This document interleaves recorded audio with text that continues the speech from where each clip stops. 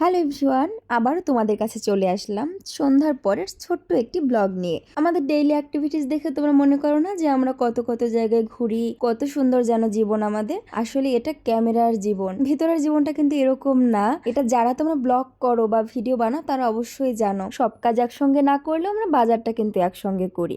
আর বাজার করার সূত্রে আমরা সন্ধ্যার পরে বের হই, আর বের হয়ে বাজার করার আগে ভাবি কিছু একটা খেয়ে গেলে তো মন্দ হয় না, এই ভেবে কিন্তু আমরা কোথাও না কোথাও খেতে ঢুকে যাই। বাঙালি তো ভোজন রসিক হব, সেটাই স্বাভাবিক। আর যেহেতু শখের বসে কন্টেন্ট ক্রিয়েশন করি, তো একটা ভিডিও বানিয়ে নি, এই হলো রহস্য। এরপর কিন্তু তোমরা আর আমাকে বিশ্বাস করবে না, এজন্য আমি না সবসময় সত্যি কথা বলতে চাই না। যাই হোক, গিয়েছিলাম বাজার করতে। চাল ছিল না ঘরে, চাল 5 কেজি করেই কিনি, কারণ আমাদের সংসার তো এখন অত বড় হয়নি। 5 কেজিতেই দেখা যায় যে 10-15 দিনের বেশি চলে যায়, এজন্য বেশি বেশি কিনি না, কারণ অতটা ক্যারি করে নিয়ে আসা মুশকিল। বিয়ের আগে বাহির থেকে এসে চিটপটাং হয়ে শুয়ে পড়তাম, বাট এখন কিন্তু কাজ আছে। যতই বাইরে গিয়ে ফালুদার চিকেন চাপ খাই না কেন, ঘরে এসে ডিনারও তো করতে হবে। অল্প খেলেও খাওয়া কিন্তু জরুরি, যার কারণে আমাকে ভাত বসাতে হলো, ডাল রান্না করতে হলো, আর মাছ ভাজি করতে হলো।